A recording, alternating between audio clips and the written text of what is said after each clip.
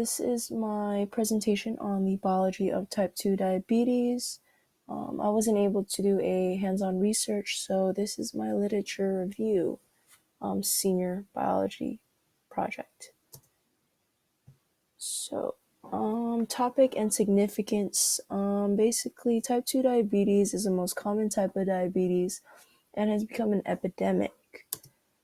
The problem is that it is so complex that a deeper biological understanding into some solutions and treatments is required. This research will examine the cellular mechanisms, chemical pathways, protein biomarkers, and genetics of type 2 diabetes. Hopefully, by comparing and synthesizing recent research of this disease, my goal is to grasp a deeper understanding of type 2 diabetes and in turn implicate some solutions to hopefully benefit those affected by this disease.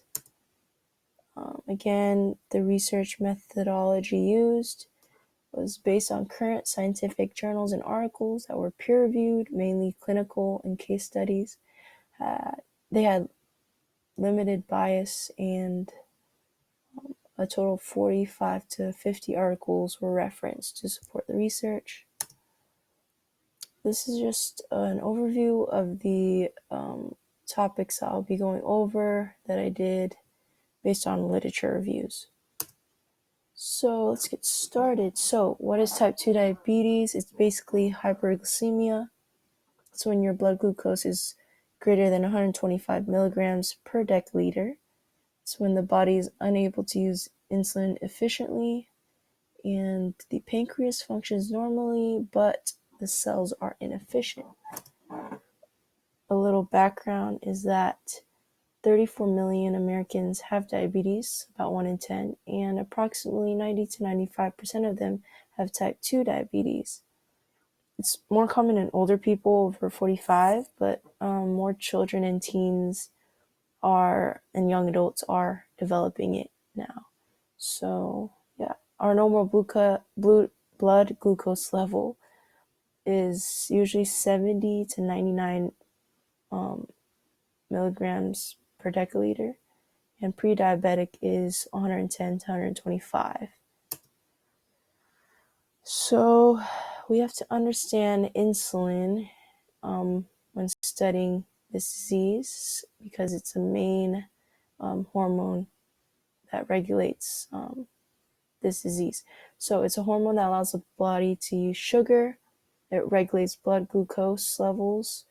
It's secreted by the pancreatic beta cells, and it's secreted through a regulation system. Basically, it senses a change in intracellular ATP levels and beta cell in electrical activity. Two general concepts are insulin resistance and glucose tolerance. They kind of go hand in hand. It's when insulin resistance is cells resisting or ignoring insulin-secreted signals. This leaves glucose unused by the cells, hence high glucose levels in the blood. And glucose tolerance is the body's ability to metabolize glucose. Impaired causes a greater risk for developing type 2 diabetes. The last concept is insulin clearance. It's the degradation of insulin in the blood. It's separate from insulin secretion, and it's not extensively researched currently.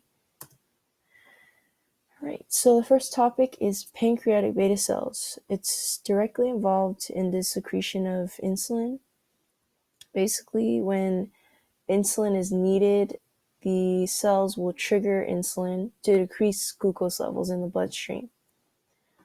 A study is done on the size of these pancreatic beta cells that are seen to be increased in masses, mainly in obese subjects. So, yeah, over time, obesity or an increase in body weight will induce beta cell mass expansion until a threshold is reached and beta cells will eventually die at an increased rate. these two research articles also found similar results.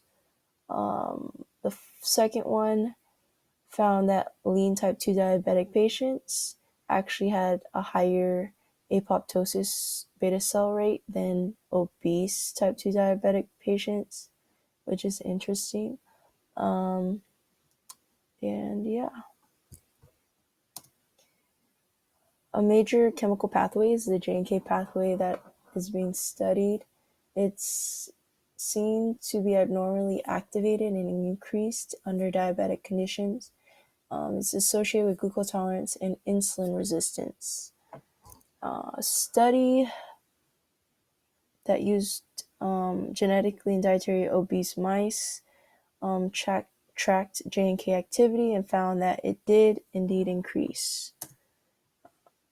There are three main factors that affect JNK activity. The first one is tumor necrosis factor alpha, which is known to increase JNK activity and suppress RS1, which is a protein.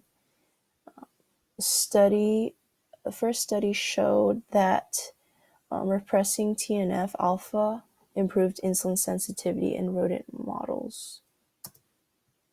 The second research or article saw that a DMP treatment repressed TNF alpha activity and in turn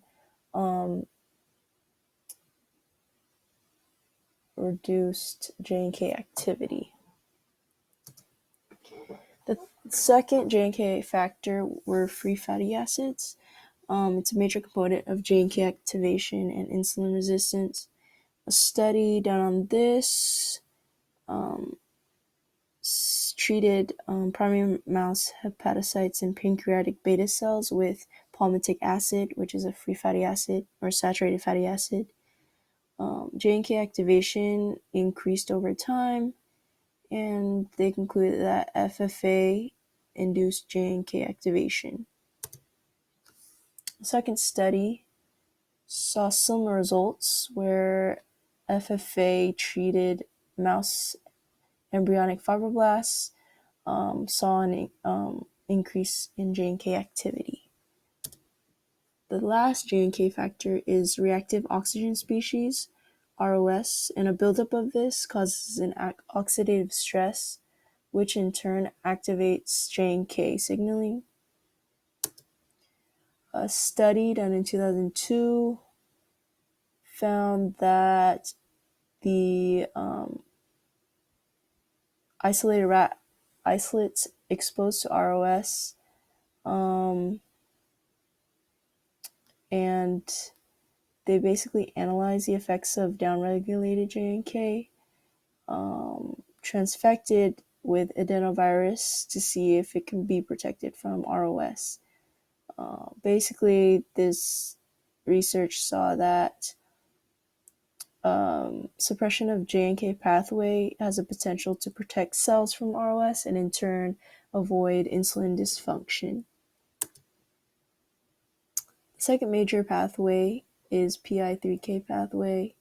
Plays a central role in glucose homeostasis, lipid metabolism, protein synthesis, and cell proliferation and survival.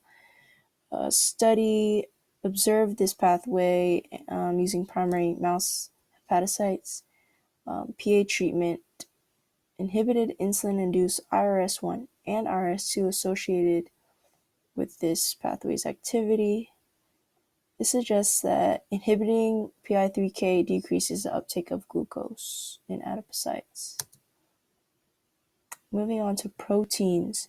There are four major proteins that are studied with this disease, and it's GLUT4, RS1, interleukin 6, and the enzyme IDE. Proteins help activate the cell's metabolic system in response to an increase in glucose. They're part of a signaling method crucial for insulin release. So GLUT4 helps transport glucose to maintain glucose homeostasis. So these two studies right here are both supporting the idea that GLUT4 is important in the maintenance of glucose homeostasis. And yeah. The second protein is RS1. It is found to be a main docking protein associated with PI3K pathway in response to insulin. These two studies again show that RS1 protein is reduced, or RS1 protein activity is reduced in diabetic subjects, and that it is the main docking protein for PI3K and adipocytes for healthy subjects. RS2 protein is the main docking protein for diabetic subjects also. Interleukin 6 is a major protein also. It's a pro-inflammatory cytokine found to be elevated in type 2 diabetes patients. This study done in 2010 saw that there was a strong correlation between the inhibition of interleukin 6 signaling and improved insulin sensitivity in type 2 diabetes patients. Basically, the study indicated that insulin sensitivity is enhanced due to inhibiting this protein. The last protein is an enzyme. It's the IDE. It's a factor that modulates insulin clearance. So a study done on this recently found that an increase in interleukin 6, which stimulates an increase in IDE expression, at the same time showed an insulin degradation in mice. Onto environmental factors. So environmental factors of the disease are amplified by factors such as age, obesity, diet, physical activity, and pregnancy, which is why it likely accounts for about 90% of diabetes cases. The main literature review topic on this was high-fat diets. So overnutrition from high-fat diets generates fuel overload within the mitochondria, resulting in a toxic environment in your body. A study done on rats fed with high-fat diets and then injected with insulin basically saw that the high-fat diets increased insulin resistance in the liver of rats. The genetic risk of this disease is also important. Hereditary factors are heavily influenced by specific genes that increase one's susceptibility to the development of type 2 diabetes.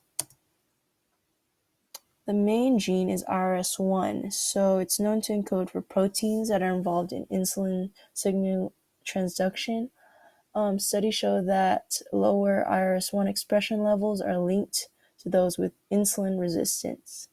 So the study was done on Pima Indians to see if the gene was in fact related to this, and they did find that RS1 mRNA levels were twofold lower in the insulin resistant subjects.